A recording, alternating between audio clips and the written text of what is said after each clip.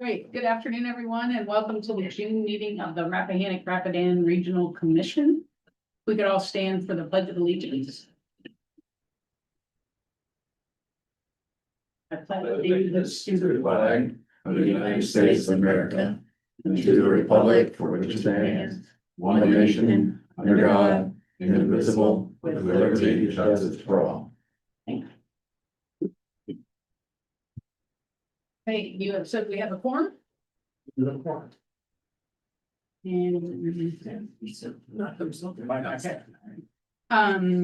that's good. And approval of the agenda. Are there any changes to the agenda we distributed? Move to approve it as proposed. And I'll second. We have a motion and a second. Any discussion? All those in favor say aye. Aye. Any opposed? Thank you. All right, public comment. I do see some names online, nobody in the room. Yeah, and then online are either our staff or from Rappahannock Electric Cooperatives. Okay, so we can move past public comment. All right, presentations, we have none. We're rolling right along to the consent agenda. We have 2 items. Minutes from the April 23rd meeting and a year-to-date financials through May 31st. Move to approve consent agenda. Thank you. We have a motion and a second. Any discussion? Hearing none. All those in favor say aye. Aye. Any opposed? Thank you. All right, executive director's report, sir. Close up on the screen for anybody that must have a copy. A couple of items. A couple items to highlight from the director's report. One is we're fortunate over the next probably 2 months or so to have a path intern working with us on primarily focusing on our work with Purely Piedmont, which is our agritourism and local food brand.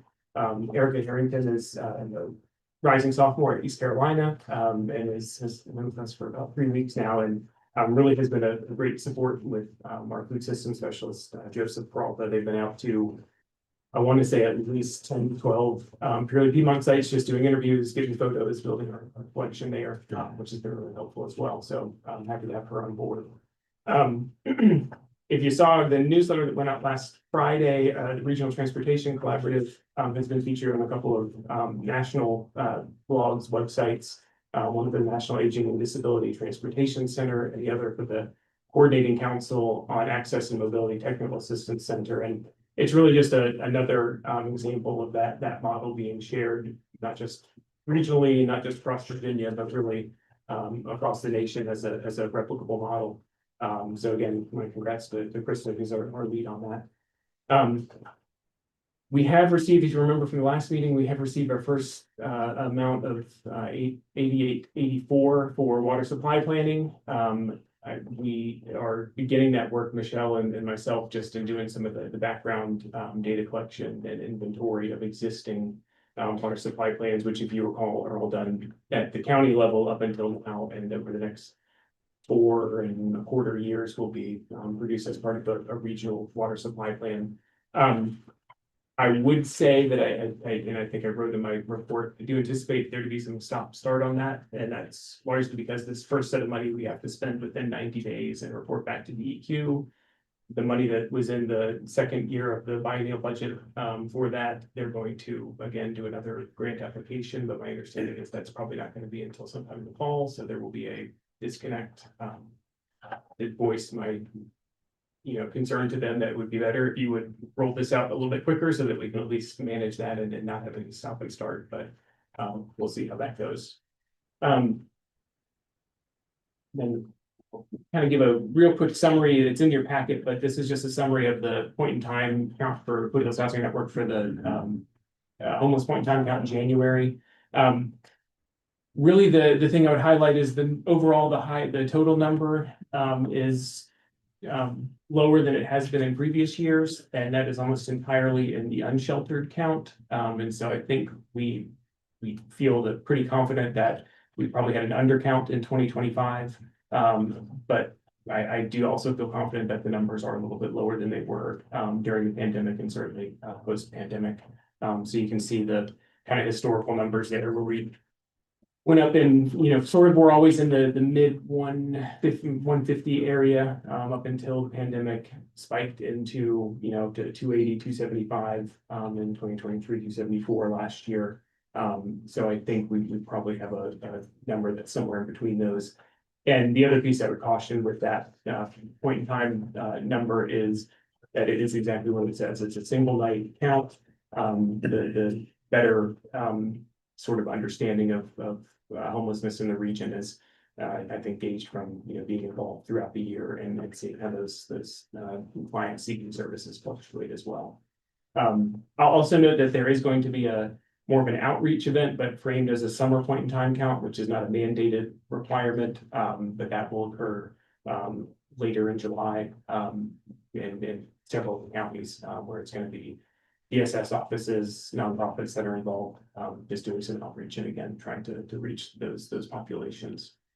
And I didn't include it in my written report, but I do want to note she's on the call remotely today, but Jennifer Little, who's been with us for almost 5 years as a regional planner, and prior to that for a year as an AmeriCorps Vista, is going to be leaving the commission.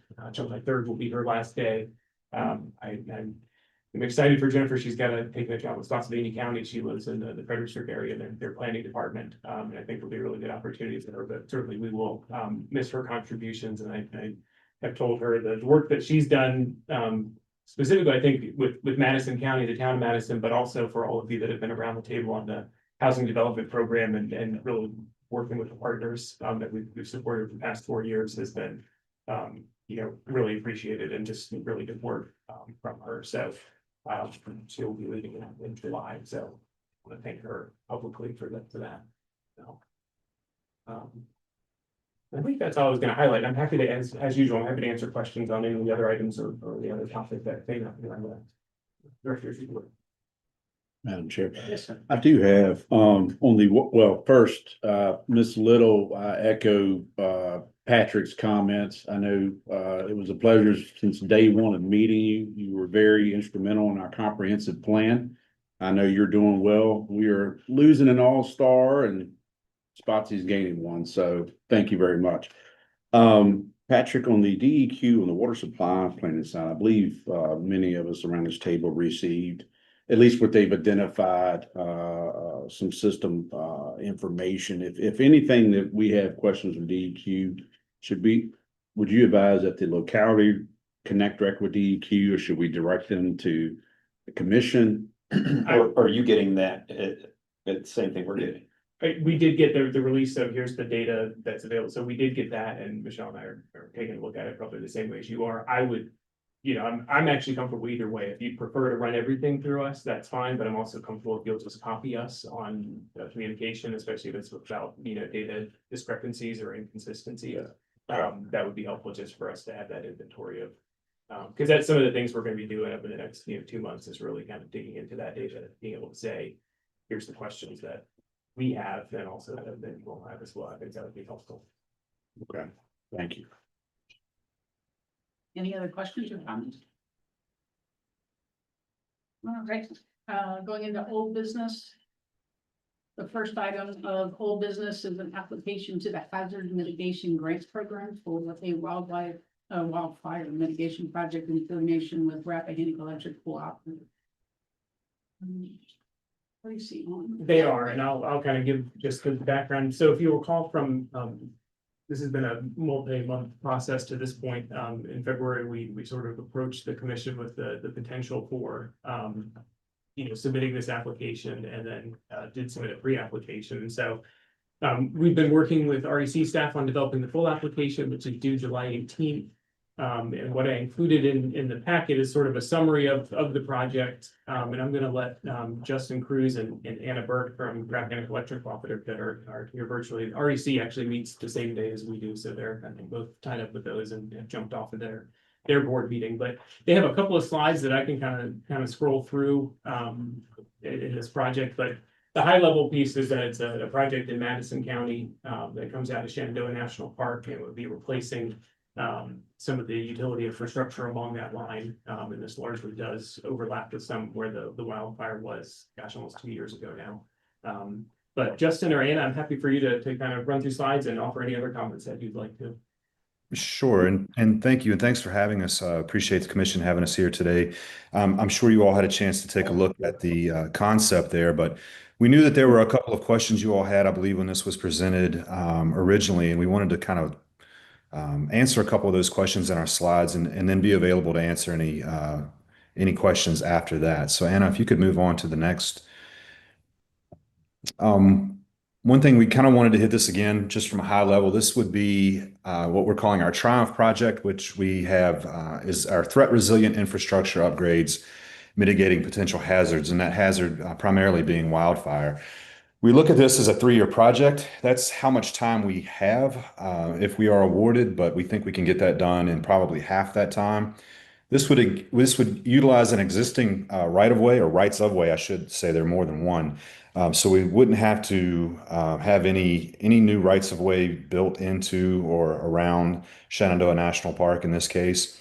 From an aesthetic and a view shed point of view, this will look almost exactly like what's there now. Although we're going from a wood structure to a metal structure, those metal structures can be ordered and purchased to look very similar to wood poles. So that ductile iron kind of has a patina to it, and is about the same height, maybe 5 feet larger in height, but not significant. And then the ACCC conductor, which is the power line, would replace the traditional ACSR power line. And we have some slides here to show you visually the similarities. So the metal poles there on the left, those are ready to be treated with that patina that I mentioned. And then on the right, you can see that wood pole looks pretty much exactly like what you would expect from a distance a wood pole to look like. Very similar visually.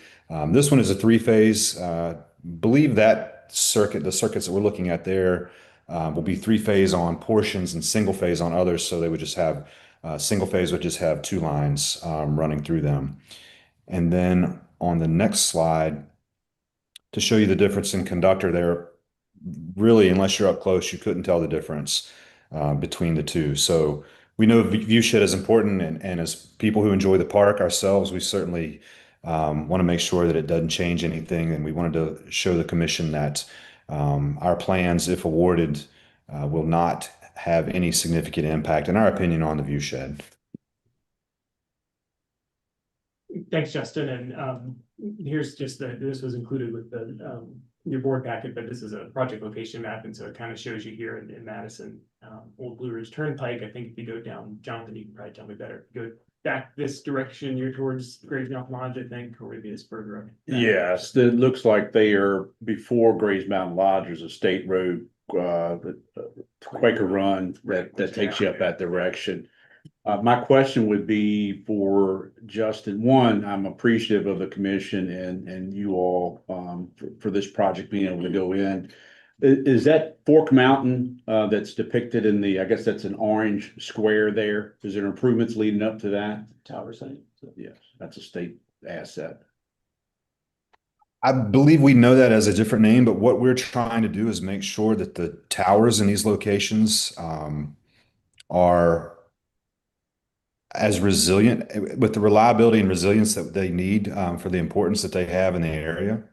So I believe that is a tower at that location. Thank you. Yeah, I think that's the state police, or at least a state asset. The state police are on that. Thank you. Thank you for the question. So this line heads up to Big Meadows in that area in the park, and Scary Curry from Rappahannock. I think there are some lines in Rappahannock that head up to Matthews Arm and some other assets along Shenandoah National Park. Are there thoughts to have similar projects later in other parts of the park? Yes, there are. Everywhere that we have circuits running through the park, certainly we take, we go in and look at the condition of our our infrastructure there, but not only in the RRRC area, but others north and south, we're looking at similar projects. Grant funding, of course, is hugely beneficial to us because there are very few meters on very long circuits here. So return on investment is stretched out past any of our lifetimes. So the grant funding is very important to us. But the significance here is that Shenandoah National Park brings a lot of tourism and, of course, a lot of revenue throughout the counties, not just the ones that you all cover, but north and south. So we see it as just a lot of benefit, not only for our organization and our members, but everyone in the area and everyone who enjoys the park from outside our areas.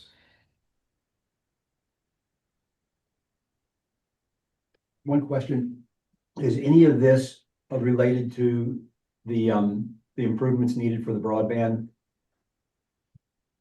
No, we don't. We haven't figured in any broadband into this. We do have fiber optic network being built in other places, but I'm not going to say that this wouldn't be able to have fiber as an attachment. It may, but we aren't looking at it from the grant standpoint or this project for that at this time.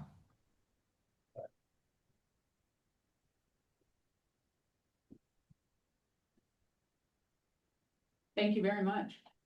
Yeah, thanks, Justin. Thank you. So the requested action is an authorization to submit application to the hazard mitigation grant program. So moved. Have a second. Second. Thank you. Have a motion and a second. Any discussion? Hearing none. All those in favor say aye. Any opposed? Thank you.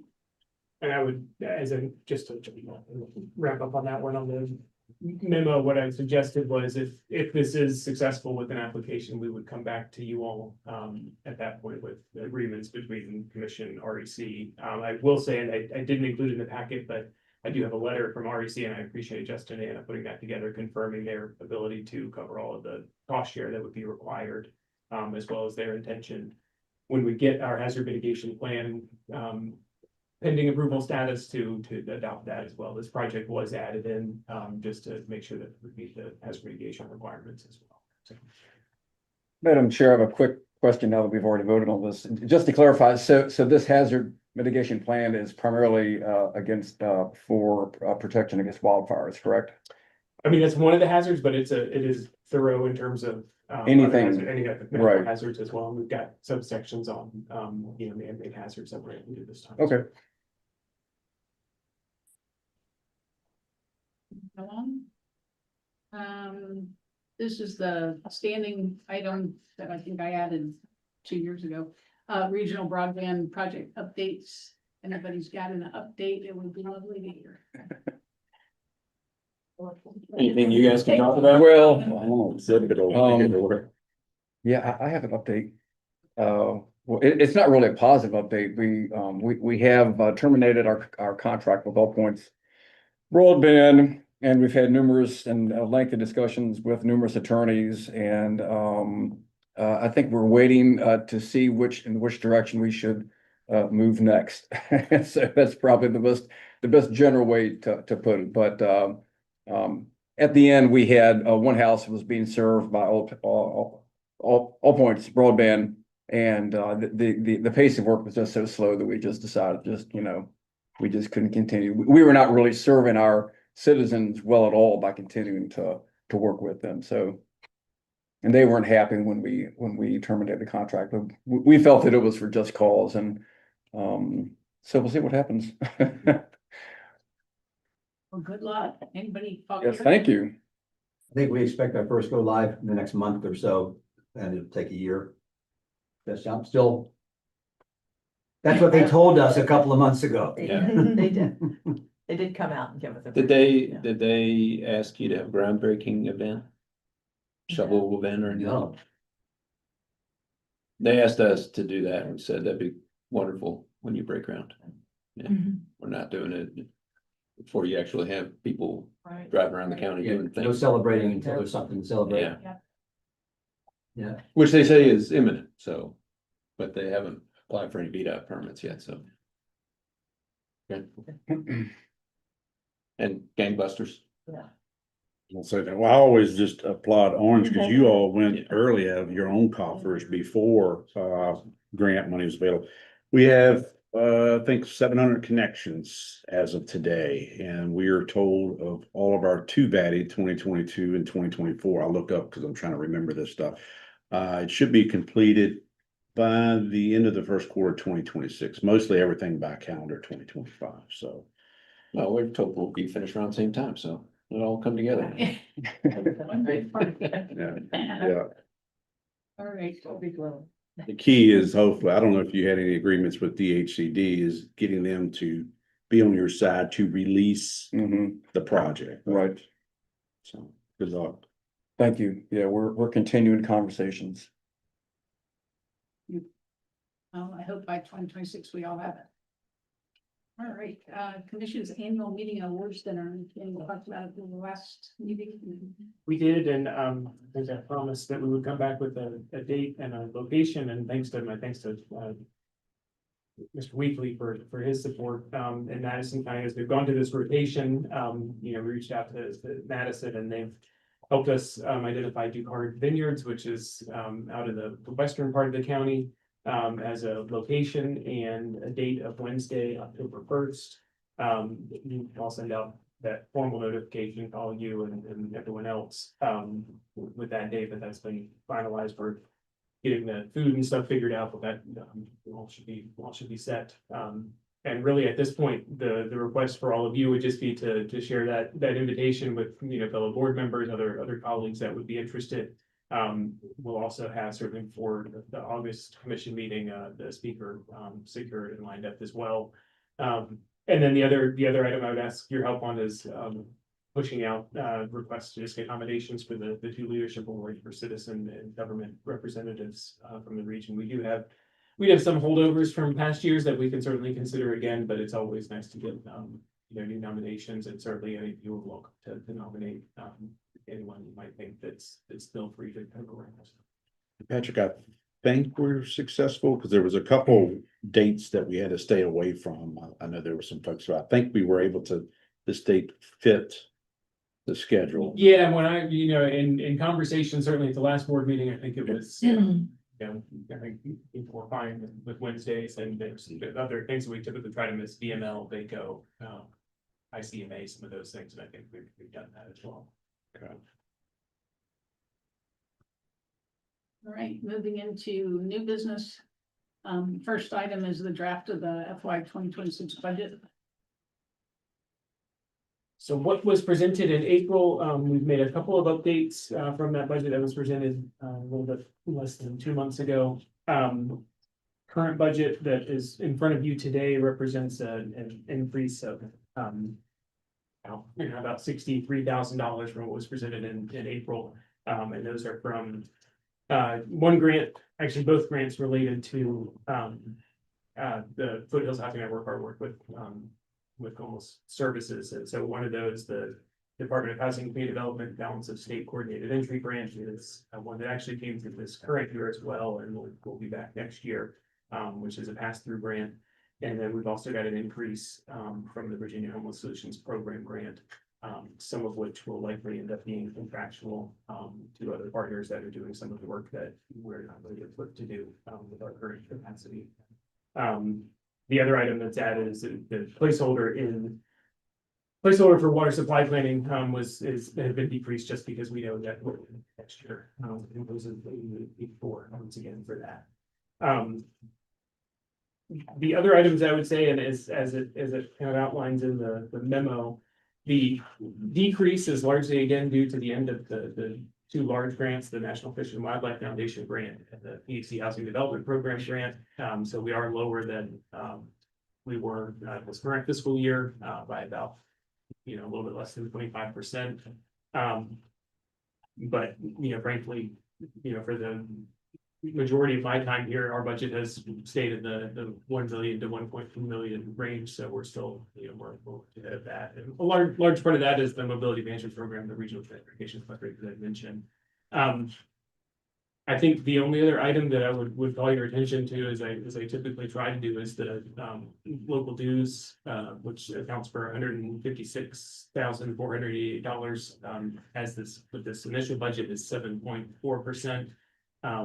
When we also include the other funding that you all provide for that, for the housing network work, so project specific local funding. Local funds are, about 10% of the budget, and I feel that's good. I certainly would love to keep them that low, but again, historically, those have more likely been in the 12 to 13% range overall. But I think remain in really good shape. I know we've had some conversations the past couple of years about, looking at the due structure, and I feel really comfortable right now where we are based on our current spending and current plan, that can remain where it needs to be next year as well. There'll be all these discussions at the sort of meeting here.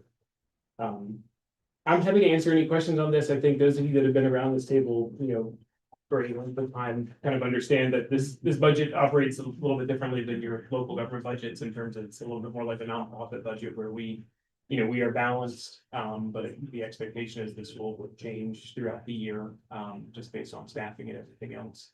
But I feel comfortable with the revenues that are included right now, and certainly the expenses as well. So I'm glad to answer questions on that.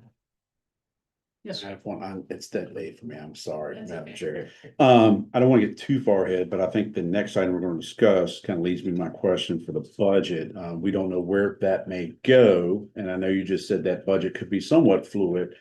If we, whatever direction we would go with legislative services, if there was an increase there, how would you recommend handling that in the FY 26 budget? Sure. So, and not to jump ahead to that agenda item, but I think We can wait if that's more appropriate. I think it probably fits here as part of that. It's that since that contract has never run through this office, there's never been a financial tie-in with our budget. So that would be the. It's been entirely pass through. counties that have either originally paid into George Washington Regional Commission, which held that contract, or then Fauquier County. So my anticipation would be if that was something to go forward and the decision was to have a legislative services contract, that structure would still be in place. So any revenues that would come in would offset the cost of that. Certainly, if we had money here and you felt like it was appropriate for the commission to put some funds into that contract as well, that could happen as well. But that would be something where I would see a revenue and expense getting added as an offset cost. Thank you. Any other questions with regards to the budget? All right, if anyone would like to make a motion to adopt the budget? So move. Second, Second. thank you. We have a motion and a second. Any further discussion? Hearing none, all those in favor say aye. No opposed. All right, now moving back into, request for proposals for legislative services. If you continue on that. Sure, and building off what the answer I just gave to Mr. Weekly, I think the history of this legislative program in the region began in the late 90s. George Washington Regional Commission held a contract, and it was largely based off what you would call BACO Region 7, adding in Madison County, but for some reason is in BACO Region 6. So I don't set the boundary for those regions, but it's never made sense to me that you're in a different one. So BACO Region 7 had a legislative program, and that lasted from the late 90s till about 2021, when the George Washington Regional Commission decided that they didn't have a need for it anymore, just wanted to focus either county by county, how they would do that. Fauquier County at that time stepped in and had an RFP, put out an RFP and very kindly included a task for a regional legislative program as part of their contract. And that has run for the past 4 years and will end on June 30th, 2025. And then last fall, Fauquier County made a decision for itself to contract a different firm. And so we're sort of at this decision point on legislative services of is it something that the localities feel is needed from a regional perspective? And then B, what are the options for continuing that? And so in talking with some of the county administrators and town managers, the request kind of came forward. It would be great if we had something to compare in terms of giving people a fair shot at this. And so we've kind of drafted up, and what I've included here is really a draft kind of task or scope list, and this is largely based off what Fauquier County, their RFP from, 2021, removing those references to the county and just leaving in the commission. So this is not necessarily what would need to be circulated, but, you know, along with, this kind of forming the basis for the scope, you know, and looking for guidance and potentially approval for, conducting that procurement on behalf of the commission. And, you know, currently, all 5 counties and 2 of the towns pay into this, the contract that Fauquier County is managing. And I think so probably as part of that, I think would be, again, assuming that there's a RFP that goes out. I think when you have costs that come back in, then the question would, to Mr. Weekly's point, would figure out, well, how are we gonna pay for this? We can keep the same structure that we've had. It's a little bit, you know, I don't think there's much logic to it in terms of how much each contributes, other than this is what was set up, you know, 30 years ago and is sort of perpetuated. So I think that would be something that would be considered once the cost estimates come in. If that was of interest to everybody moving forward. Last thing I'll say is this task and this sort of scope is largely a legislative information or legislative, you know, providing information, having somebody in Richmond that you know can maintain contact with legislators. It's not as much for lobbying or putting in specific pieces of legislation. And I think that would be something that would need to be pretty clearly defined. And also would likely keep the cost down, because it's, I don't think the intent historically has been to have a lobbyist that can, you know, put specific pieces of legislation in.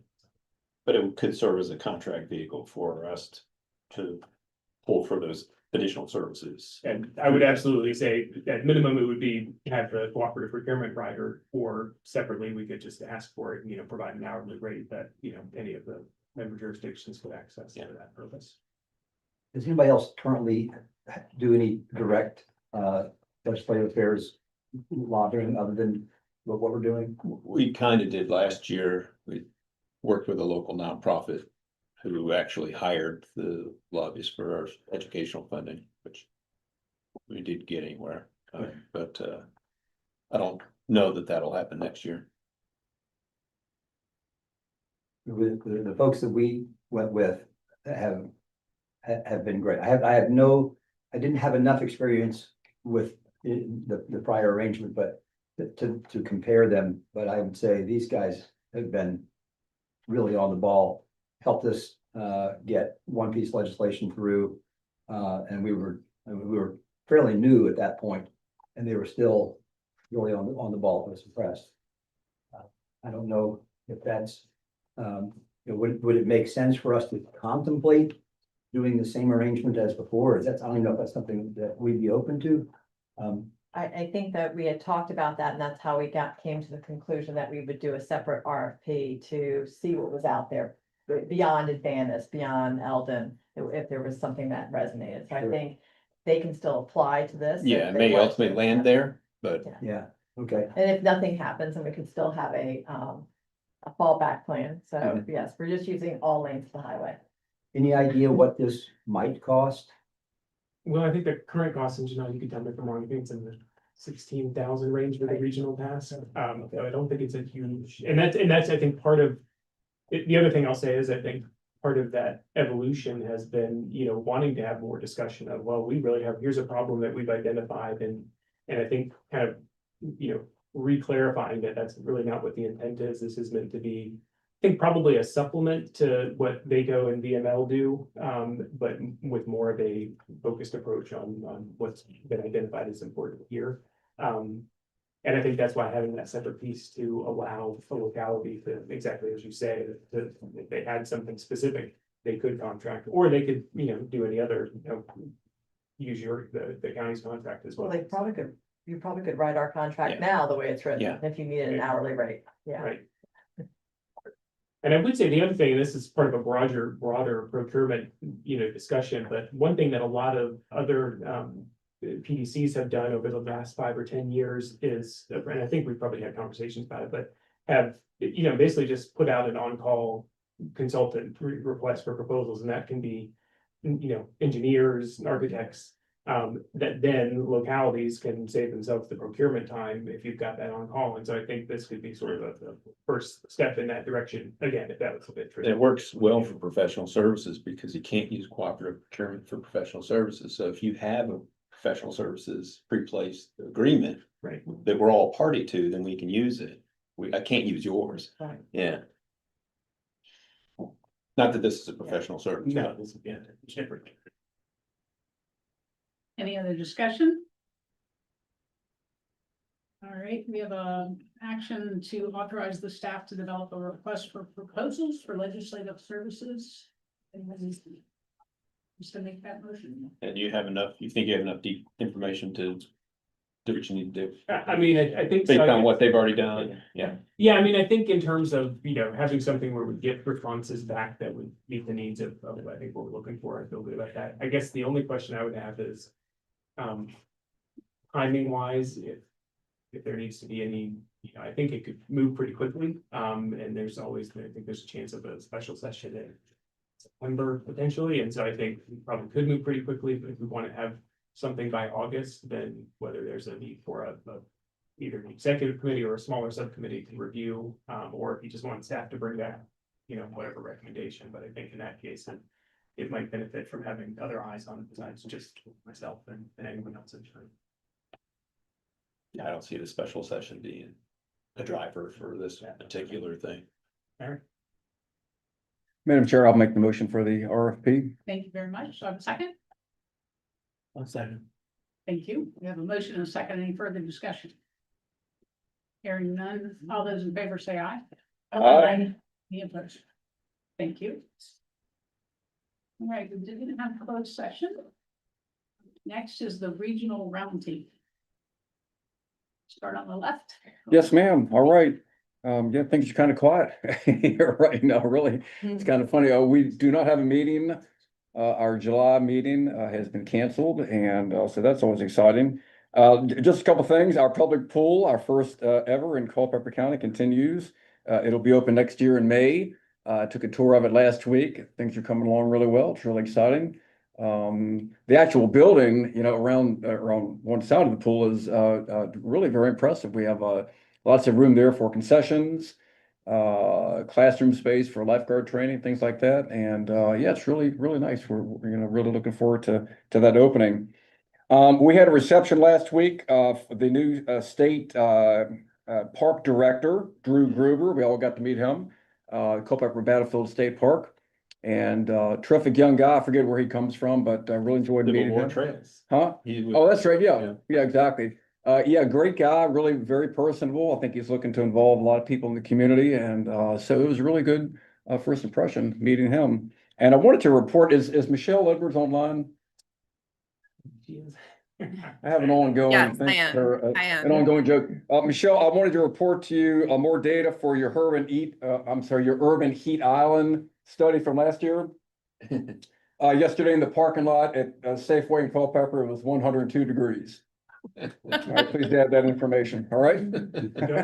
I was not able to do that last year. I told Michelle I was so bummed out because I'm so concerned about the environment. So I said, all right, I'm going to report this to Michelle.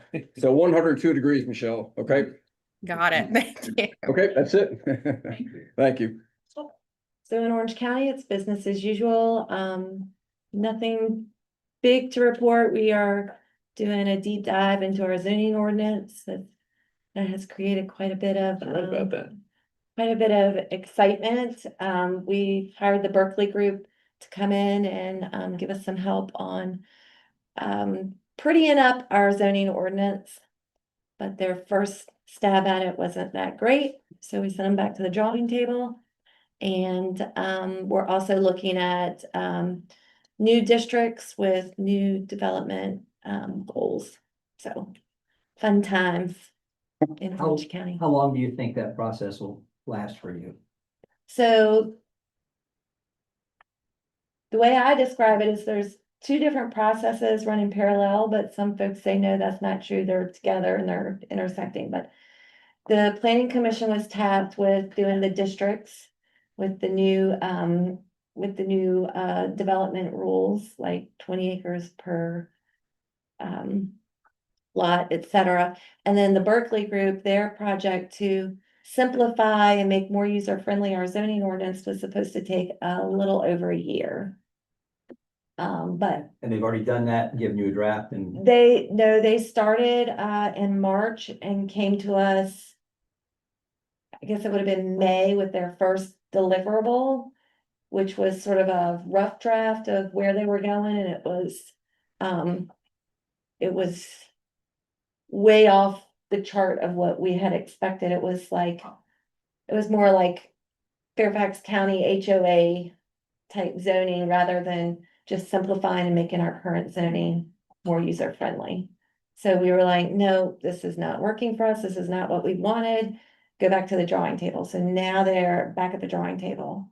But that whole process is supposed to, I think we're looking at the beginning of 2026 or maybe the very end of 2025 being our first like real public hearing to see the final product.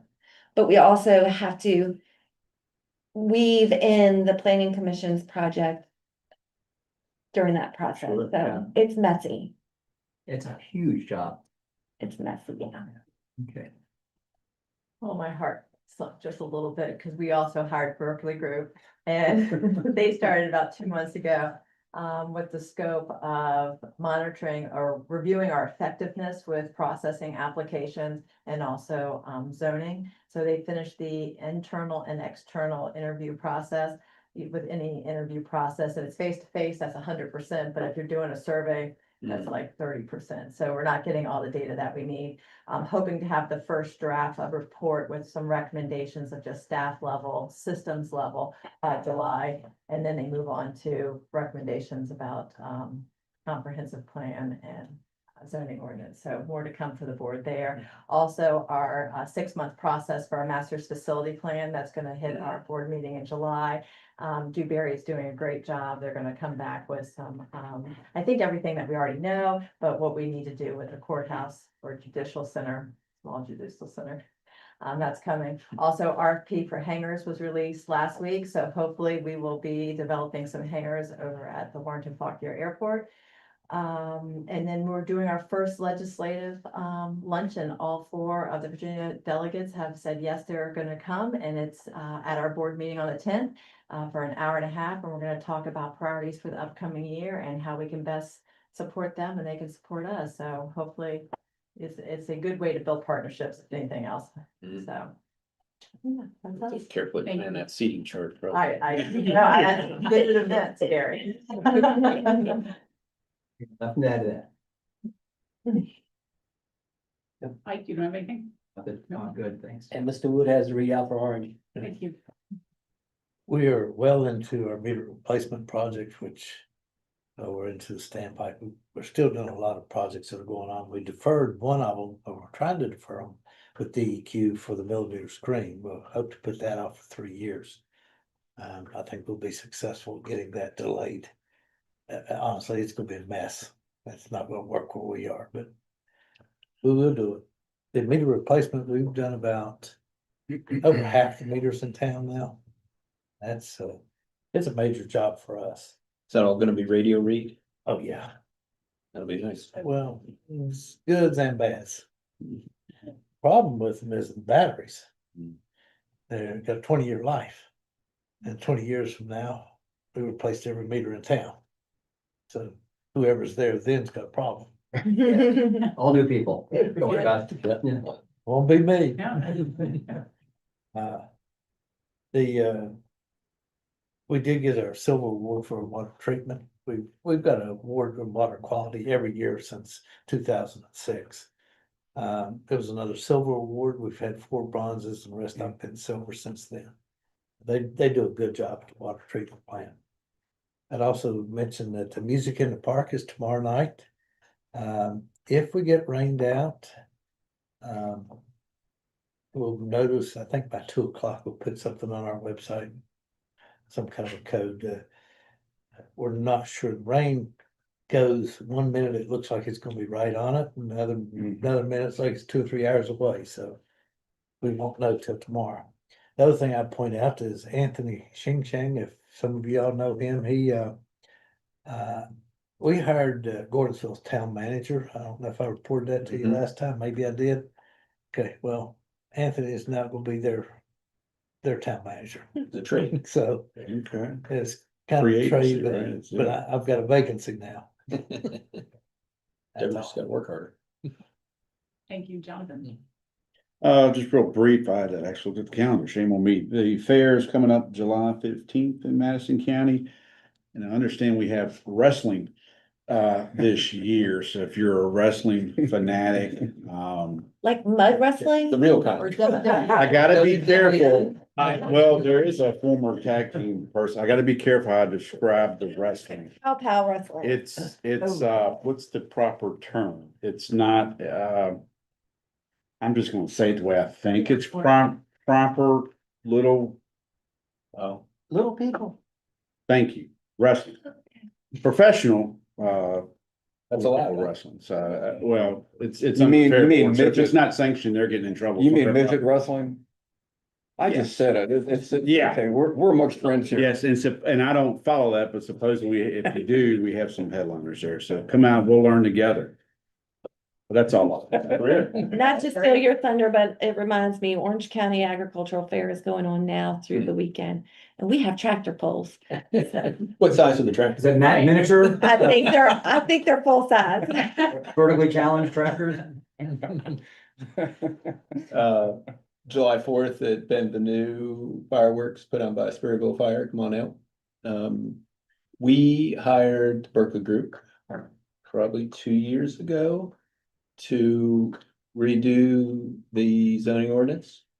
And we made pretty good headway until the board, I think, got bored or tired of it and decided just to stop doing it. And so they just set it aside. And we just ignored everything they told us. How long into the process were? Several weekends of mine. 9 months maybe. Yeah. We were thinking, but after this, okay. Too My complicated. hope for is us. Again, yeah. I think it was heading in a pretty good direction, but change is really hard. In the Rappahannock County. yeah. People pay attention and it just kind of grows. They're more comfortable with the ex-Fauquier, ex-Fairfax ordinance, so that we've changed 1,000 times. Which I Here and think there. if they're our ex ones, the ours are ex Yeah, Fairfax yeah, also. exactly, Right. yeah, Yeah. so it's the lineage back, and so we keep tweaking it here and there. And, as the state changes, we just, obviously, all of us, hopefully, are changing our subdivision ordinance. If you probably already, maybe only us have Yeah. planning commission and boards involved in subdivision approval, and that's no longer allowed July 1. So. They have a work group. I fussed at Vaco because our members, you should fuss at Vaco, but anyway, there's a virtual call they have allowed me on, Joe Lurch I'm working with, to kind of learn where their work group is. Part of House Bill 2660 requires this work group to provide a report to General Assembly in November, but the law is still effective July 1st. Yeah, and that's one that shortens the timelines too, so. Yeah. Yeah, you all have to shorten your timelines, for sure, but the administrative designated agent approval for subdivisions will go live July 1. Takes away Which public hearing. most grown-up localities already do. Yeah. I didn't take offense to that at all. The only thing I know that was missed was the Amosville parade, it was Thursday night. That's usually a pretty big parade and hopefully we won't have a thunderstorm. And they have their fire person fighter carnival, I think it's fireman's carnival. Yeah, Which will be hot or wet, I think. yes, Is it right on 211? Yeah. Yeah. They closed down one side of 211 and dual lane the other side, so. yeah, it's really well run. I've just ridden in it because of the ambulance. I get to ride in and now and then. And it's nice to see how many people show up for it. Oh, we should say, our Flint Hill case, the volunteer fire and rescue case will be heard by the Virginia Supreme Court in April, I believe. October. October, I don't know. What Later. does that relate to? The Code of Virginia more or less says that the Board of Supervisors can appoint a chief and officers, which might have almost happened in Culpeper several years back, but didn't. And the Board of Supervisors in Rappahannock County did that. And the sitting board didn't really like it. Sitting board for the fire company, Hmm. volunteer fire company didn't like it, and so now they've been arguing about it in court. We wanted the circuit court level, the appeals court kind of did some weird things, and now it's at the Supreme Court. Wow. Big Yes. case. Yeah, So you appointed, the county appointed the chief for the volunteers. And that didn't go over well. well, we and chief directors. and other officers, And which we other interpreted officers. as their board, which basically replaced the who was leading that fire company, which is now thriving, by the way. That's Virginia Code Section 27-13, so look it up. It says you can add, but you can't, there's nothing in it that says you can. Yeah, you can appoint, but you can't remove, is what the appeals court said. Hmm. So But still in law, who knows? Who knows? Still in the world. we'll see what happens. I can't wait. Yeah. I just want it to be over. Yeah. The only other thing I have is I am dying to have a Rappahannock County rodeo. Ignore me. Oh. I know that stresses you out. Culpeper does something that's pretty major. Yeah, we do. Do you have, I love the name of somebody I could talk to? Yes, John Russell. He's on the town council and running for mayor. Excellent. Thank you. You know him? I feel like I should. I see a lot about him, I see a lot about his rodeos. We have a private organization in Orange that does rodeo as well at Oakland Heights, and I guess Matt Lamb would be in charge of that. Yeah, I'm not sure how it's become such a big, you're right, it's super popular. Yeah, They do a great job of, well, they bring in, I guess, like outside, professional rodeo folks and Full sense. yeah, they really, they do it right, yeah. Yeah, it's interesting. We're so horse friendly that to me, it sounds like it'd be a great weekend to just highlight Rappahannock and Right. who we are. It's probably private arena. I think we do them quarterly. Polo grounds at Laurel Mills, is that where you were? Polo grounds are. You have a rodeo? Blue Rock. Every- For round 15 at Oakland Heights Farm. And it's been going on for 20 years, because I took my kids when they were little. That's awesome. I mean, the worst case scenario is rain, Gotta go. then you don't get to do it. They let the little kids ride the sheep. Oh. Less than, That's great. Kids. And I'm gonna embarrass myself because we're in the middle of this whole courthouse. Should we build, should we not, discussion. I asked Patrick the other day, I said, have we ever done a regional courthouse in the state of Virginia? Because I know Fauquier's looking and Culpeper's doing something and Rappahannock needs one, and we're not that far apart from each other. He said he would look into it for me, but I think he laughed first, so, I just, If that's a task that you want me to. the state likes regional projects and we all need to do something, so like. Is that something that would make sense for you all? Thinking about Mr. Curry doesn't think so. Would anybody else like to pay for our courthouse? I think it's a similar question. And our judges have told us that they would like us to stay in Loudon and us send our Stay in cases Loudon. there. Yeah. Wow. But then that you have to be, your jurors have to be your peers, so they would have to drive to the other town. Yeah. I just, They probably pay for them. maybe That when was this all- works, our schools Yeah. and the courts, maybe the sheriff we don't need to do anything. Well, hey, Which why I don't we think just, that why don't we would- just rejoin Culpeper? That was a big mistake. Now that cars are around, we don't have to get to the courthouse by horse and buggy. So anyway, I just thought, in a board meeting, I can say that I did look into the possibility of a regional courthouse. And, research would say that it's probably not the thing to do, but I asked. All right, do you have anything else, sir? The only other thing, Chair Donnie and I were talking before the meeting, we were both at the VACO Region 7 meeting last Monday, and Joe Lurch, kind of gave a quick update on data centers, energy usage, and I think I've mentioned to you all in the past, but I would highly suggest if you listen to podcasts to go dig up the last episode of the VACO Pulse podcast, where Joe talked to a representative from PJM, and it was very informative just about the whole process. And I probably should wait until after the meeting's over, but my recollection was the PJM representative saying that, up until about 2023, all their forecasts were pretty much flat, and now there's this, Right. everything is spiked, and so it's the reaction and everything going right now. But it's just a really good resource, just to at least have a basic knowledge of all the stuff that gets brought up. stable as well on energy, because I imagine that'll continue to be. I believe, Mr. Burris, I believe the River Basin had a presentation as well. Correct, yeah, there was a guy from Dominion, one of their senior folks was there, and he echoed that. He said, you know, that the Siri, the searches, the Google searches we've all done were 0.3 watt hours of energy to do one of those. And now when you do a search, it automatically grabs AI. Those are 2.9 watt hours, so roughly 10 times the power to do the searches today, that relative to what they were a year ago. Some other experts I've talked to since that meeting in the last week, echoed that, and they said, but there are other factors that are coming into play. One is that things are getting more efficient. One is that when people are doing AI searches, it might replace 5 simple searches before, because you couldn't get all you wanted, now you're pretty complex. But the other factor is that people are realizing there's so many more ways to do things now with AI, and that may exponentially be more powerful than all the other factors put together. And yes, I met with folks from Equinix, they're one of the larger data center folks in the country. And they said they see absolutely no end to the increase in power density that they expect in facilities over the next decade.